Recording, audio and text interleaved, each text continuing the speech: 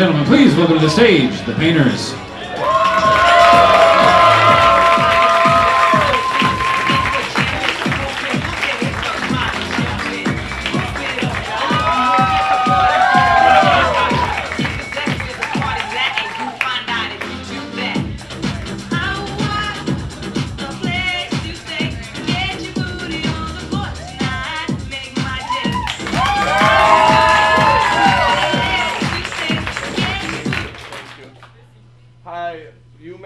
As the painters, however, tonight we will call ourselves the finger painters.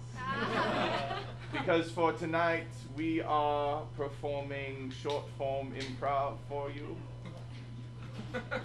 Yes, we have realized that maybe what we do is not as mainstream as we would like it to be. So we're trying to appeal to a broader audience. Have you seen the line, "Is it anyway?" Have you seen this? Yes, so we will be doing that basically. However, before we get into that, we need someone who would like to volunteer to paint. Hold on, before. As I said, we are the finger painters, so you will be finger painting tonight. We have gloves for you if you like. Are you okay? Still down. Okay. Hold on. Okay, we'll come up too. Oh boy. Okay, you stand here. And you stand. Yeah, you stand here. It's so bright up here. Are you okay? Maybe. Are you drunk? Do you have sunglasses? I don't know. Okay, so real quickly. He's already finger painting. Oh, you've already started. Okay, hold on. It's not fair. He has an advantage. Real quick. You're right. He does have an advantage, so you lose. What is your name? Michael. Michael. And what is your last name? Fangman? Oh. Yeah. It's a vampire's last name. Oh, very good. This is a vampire's last name. Okay, and then what year do you wish you were born? Wish or? Yes, I said what I said correctly. 1312. And then also, what country do you wish you were born in? Because you sound like you're an American, which is unfortunate. Yeah. Clearly, What country do you claim to be from? Here? I'm from Germany. Can't you tell? Naturally, I want to be from Germany, though. Oh, very good. That's so flattering. Okay, so that is all good. We must get you ready. Oh. First of all, you will probably want these. Probably right. Just because otherwise you'll be sitting for the rest of the show. Do I get the Starburst back there too? You have everything you want back there. Oh yes, and then each week we ask for a new item. Last week it was dinosaur stickers. And so you get to use those, and then also you need to somehow put this on eventually. But let's just go. How do you feel? I feel underprepared. Are you ready to? Oh, you're going to be so prepared. Well prepared, but yes, you have 20 minutes or so to paint. Are you ready? Have me here for a reason? Can you just stay quiet for a second? We'll get to you in a moment. Okay, and now are you ready? Oh, I'm Please so ready. follow me.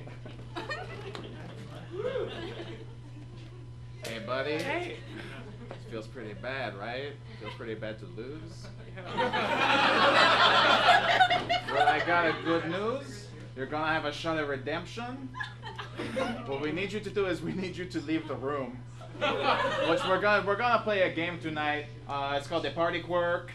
We're gonna have some people acting out being crazy things. We're gonna get them from these guys, and you're gonna come in. You're gonna have a seat, and when we're done playing, you're gonna guess what they were.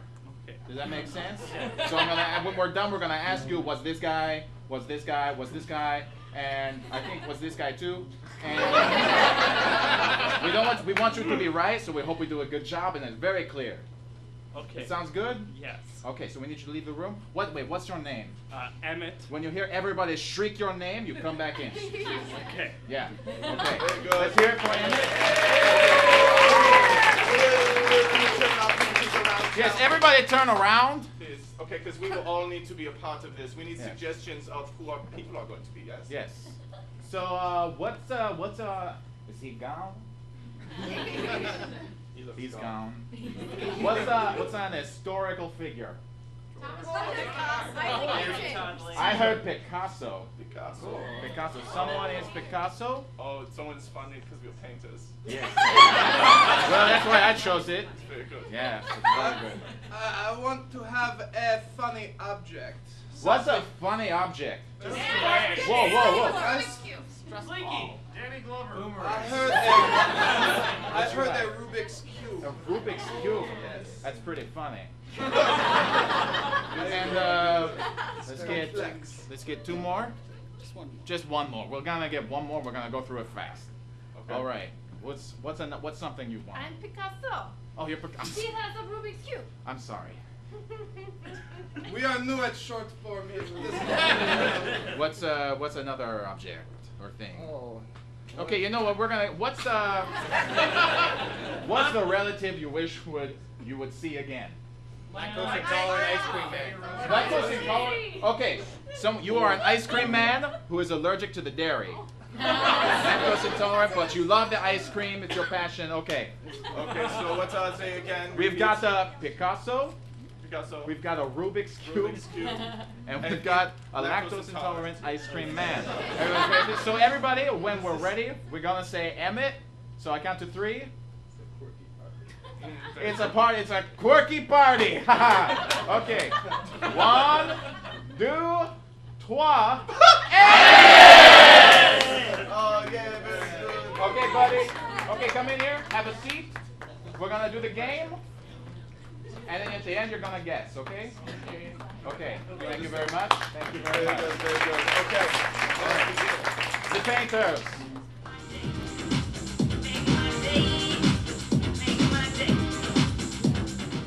We see a man with like a gross goatee thing, just like standing around waiting for the party to start. He's doing scene work. He's like setting up drinks on a table. He's miming like a 2-liter of orange soda. He's got on really gross Converse sneakers. Before the scene, he ran behind the flat and he got a Hawaiian shirt. He's wearing like a bowling shirt like Chandler Bing or Guy Fieri would wear. And then there's a Hawaiian shirt over it. He keeps miming drinking, but it's just like going directly into his chin. There are 4 other people on this side of the stage that are wearing identical bowling shirts to the man standing here. They're the kind of shirts that Chandler Bing or Guy Fieri. But there is no Hawaiian shirt over the top of them. The first person, a woman, rings the doorbell. And there's a sound effect of a doorbell played over a speaker The system. woman sticks her finger out as if to imitate ringing a doorbell. The man on this side of the stage in the Hawaiian shirt pretends to look up and approaches the woman. The woman is pretending to be a Rubik's Cube.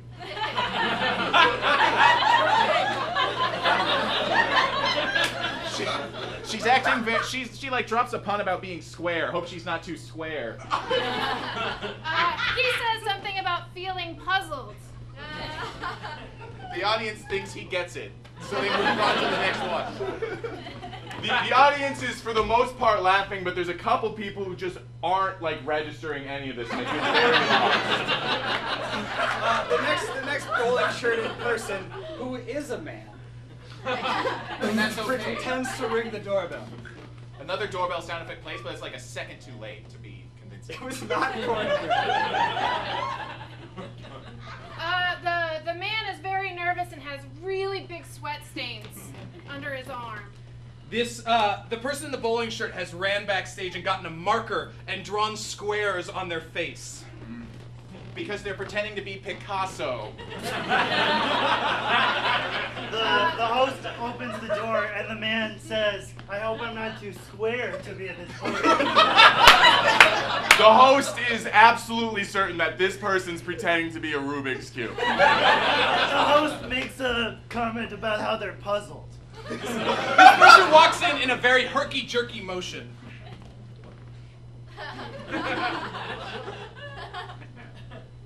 The third member of the team is sitting here really nervous because I can't remember which one they're supposed to be.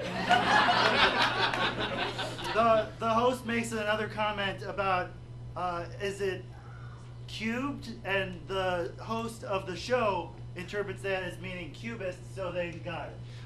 And then the second person realizes they left stage too quickly and shuffles off. This person is Picasso. The third person has yet to ring the doorbell. Still trying to remember which person they're supposed to be. That person being... God damn it. It's a Ice cream man. But he doesn't remember that. Okay. The this host actor. fills time by miming cutting lemons. There's a blue scoreboard up here that reads 0, and a red scoreboard up here that reads 2. This actor, I'm sorry, athlete, remembers back to his school days and not thinking that this is what he would do with his drama degree. We see a classroom where there's just like a bunch of those desks where they fold out the other part. Yeah, that makes yeah, it a I desk. get it. Yeah, Okay. that's On the wall is painted "To be or not to be," William Shakespeare. Shakespeare is spelled wrong. The photo of Shakespeare is one that he would be embarrassed about. We see our third athlete sitting in the chair, nervous, still trying to remember what character they were supposed to play. He cannot for the life of him figure out how to open the desk or turn it over. He is in his underwear. His underwear is colored like a Rubik's Cube. His underwear starts moving around like a Rubik's Cube, attempting to solve itself. His professor is trying to call him up in front of class, and he makes a comment about being puzzled. He has, there's a backpack sitting next to his chair. The professor accuses him of switching his stickers. The professor asks if he's too square to be here. The professor says something about the student being in a sticky situation. The professor is wearing one of those like bowling shirts that you would see Guy Fieri or the other guy wearing. Chandler something. Okay, great. Got it. There's no other students in this classroom, and it's dark outside. The professor is Matthew Perry, Chandler Perry. The professor insists on saying everything correctly, like Ferrari instead of Ferrari. But he says it the way that Matthew Perry says it, with that way. There's a clock above the window here. The time shows 12. It's midnight. Just outside the window, from his vantage point, you can see an ice cream truck. There's a full moon outside the window. You can hear wolves howling. The ice cream truck, as it moves by, exhaust is just pouring out of the back end. It's human gas from the lactose intolerant ice cream man. The guy sitting, the athlete sitting in the chair, just fucking, he's got it. He remembers. Yep. We fall out of his head, and we're right back here. And it's been like 30 seconds of pure silence, him staring at the host. The athlete playing the host has continued cutting vegetables and pouring chips into bowls, anything that he can think of to keep the scene going. He's been making jokes about, man, this party sure ended fast. I was hoping that it would get quirkier. The referee is nowhere to be found. All the spacework food is going uneaten. The spacework food has started to rot or dry out, become stale, whatever is appropriate for what kind of food it is. There's a bowl of spacework Chex Mix. All of the checks have been eaten out of the Spacework Chex Mix. There's a Spaceworks shrimp plate. Behind the host of the party, there is a Spacework Bloody Mary bar. The shrimp plate is really just all tails. The third performer gets nervous because he's decided that his character is allergic to shrimp. The third athlete rings the doorbell, but no doorbell sound effect sounds. This athlete is he's an actual like trained theater actor, so like everyone hates playing with him because he feels like he has to give way too much depth to all of his characters. He's also a trained athlete, so everybody hates playing with him because he's so intense and competitive. This athlete has really done it all. He has lived a life. When no doorbell noise comes from the booth, he stares very good. He stares and keeps jabbing his finger, and there's no doorbell noise. This is literally the first time anything's gone wrong in his life. We follow his gaze. We follow his gaze to the tech booth. In the tech booth, there's a man who's asleep. There is a whole bunch of consoles, but only 3 buttons matter. There's a computer screen showing both the blue team's score and the red team's score on 2 screens. There's also another screen showing ESPN Sports Center.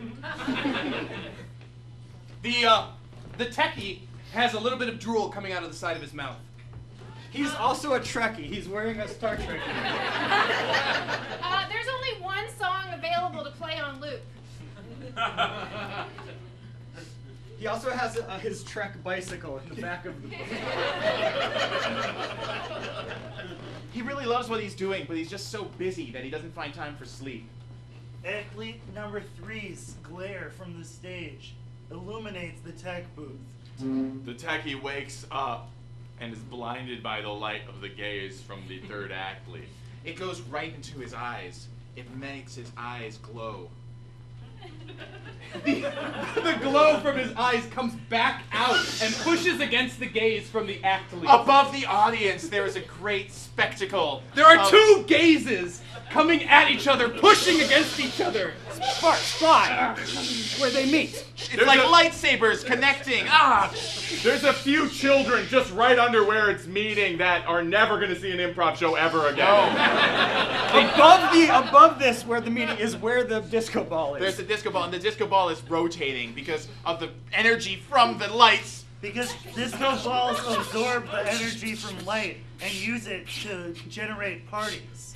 A party starts breaking out beneath the energy clash. Right. The entire audience feels the urge to dance. Their feet start tapping. All of the chairs disappear into the floor and make a checkered pattern. The white parts of the checkerboard light up. The other parts that were supposed to be black are all the other colors. It kind of looks like a Rubik's Cube. They also light up. There's a married couple here who was sitting, but now they're standing, and they look at each other like they hadn't looked at each other in 20 years. They were about to get a divorce. The guy was about to hand her the papers at this show. He was going to make a big spectacle of it, too. He was going to hopefully get called up on stage and be like, wait a minute, I have something to say. Over here is a bachelorette party, and it's 6 identically dressed women with one with a big penis. They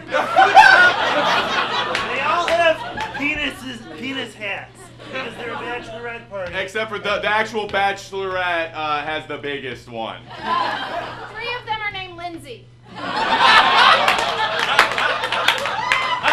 The footstepping in the audience has not stopped. It's continuing strong. All the Lindsays have penis shapes, and they're blowing bubbles that are filling the space. One of the bachelorette's name is Molly, and she just isn't comfortable with all of this. She's not wearing her penis hat. She has it on the floor in front of her. Her sash said, "I want some," and she's folded in that. Molly is the bachelorette's best friend from high school that none of her other friends like, but she just keeps coming around. Danny over here is the groom's sister and isn't really friends with these guys, but she's dark. And then Patty's on the end, and she just keeps whispering, "Jesus is watching, Jesus." The bride has a different person inside of her head that they're all friends with than she is on the outside. Resuming to the inside of her head. It's a black space, completely black. In it, there are a bunch of desks with those arm things. Her ideal version of herself sits at the only occupied desk. On the wall is written, "If you can't handle me at my worst, you don't deserve me at my best." It's attributed to William Shakespeare. With 2 E's, William Shake, S-P-E-E-R.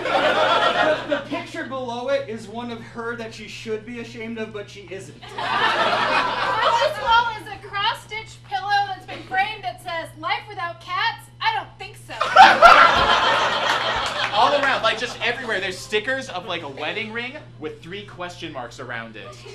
There's a huge poster of Danny Glover. A Lisa Frank unicorn runs by wearing a rainbow. But the rainbow refracts it so it looks like a Picasso painting. And then it looks like a Rubik's Cube. Oh, yeah, because there's a disco ball in the shape of a Rubik's Cube that's refracting the light. At her desk, she is sipping milk. In one hand, but in the other, she's got a pumpkin spice latte. She's wearing a tiara. The professor is a different version of herself. This is the ideal version of herself. This is the unideal version of herself. This ideal version of the self, unideal version of the self is what? The one with authority, the one that keeps telling her what to do.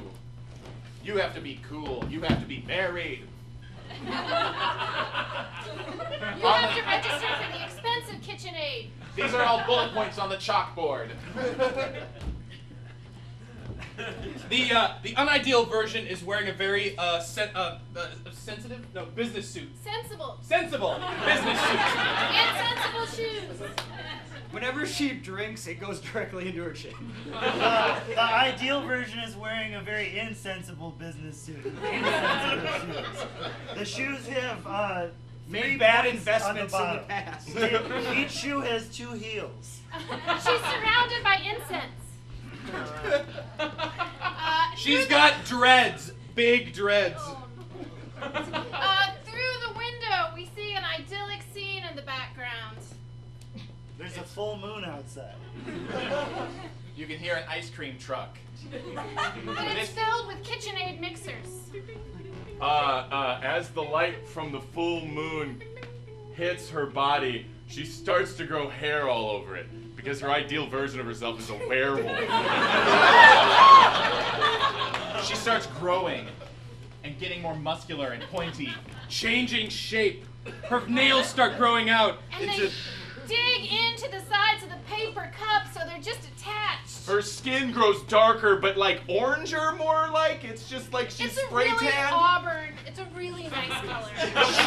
She grasps the pumpkin spice latte too hard, and pumpkin spice goes everywhere. Her insensible business suit rips so that it looks like a basketball uniform.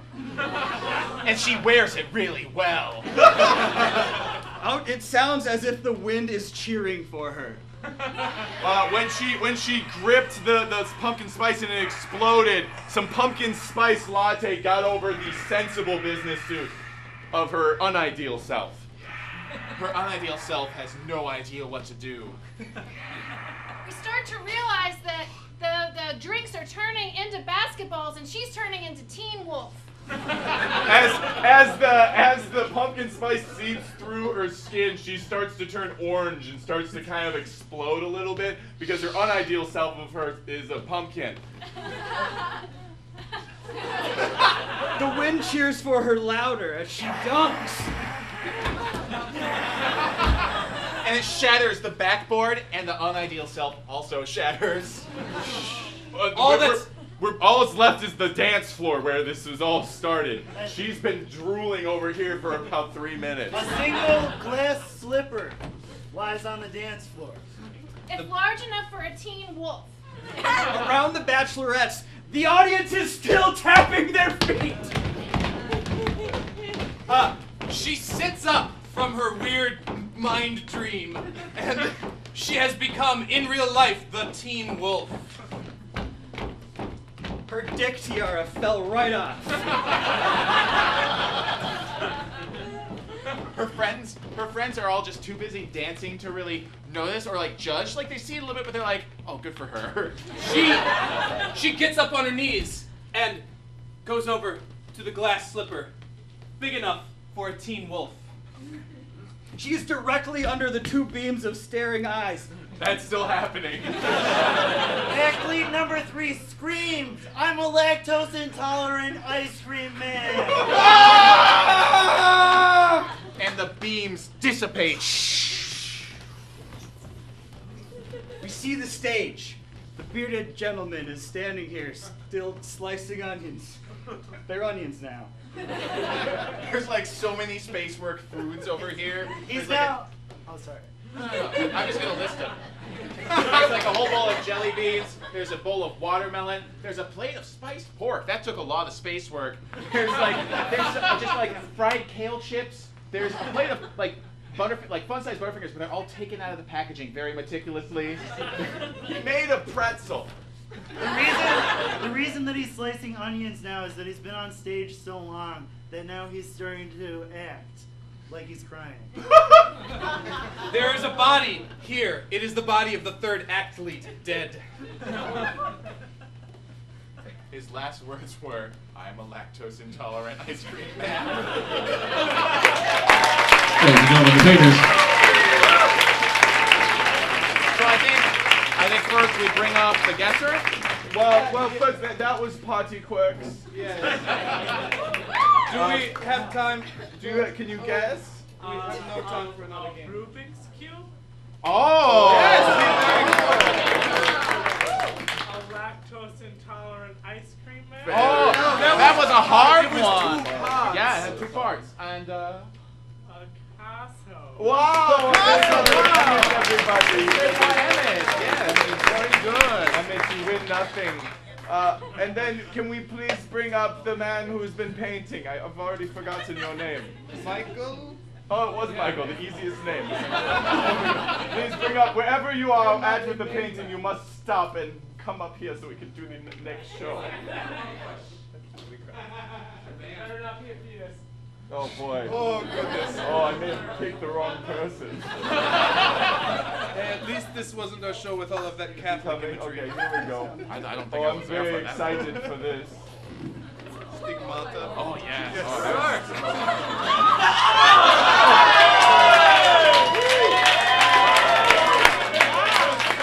Quite good. Thank you very much. You may sit down. It's the audience who will name this piece. What is this called? Happy Man. Hold on. Mufasa. Okay, what was the first one? Okay, I heard Angry Simba. Angry Simba. Penis. Happy Man.